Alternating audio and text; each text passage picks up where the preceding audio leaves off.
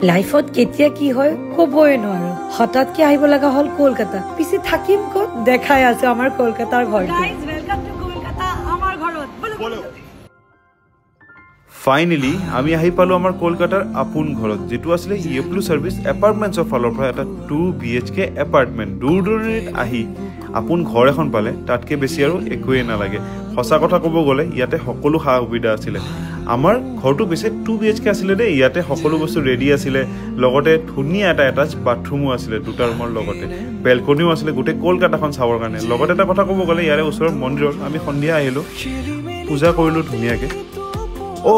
পিছে আমি খানাও বনালো নহয় একেলগে গুণগুণৰ বাবে সঁচা কথা ক'ব গ'লে কলকাতা যদি আপুনিও আহি আছে আৰু নিজৰ ঘৰৰ এক্সপিৰিয়েন্স ল'ব বিচাৰে তেনেহ'লে আপোনালোকে কণ্টেক্ট কৰিব পাৰে ইয়েপ্লু সাৰ্ভিস এপাৰ্টমেন্টছত অকল ঘৰে নহয় তেওঁলোকে আপোনালোকক ধুনীয়াকৈ কলকাতা ফুৰাইও দিব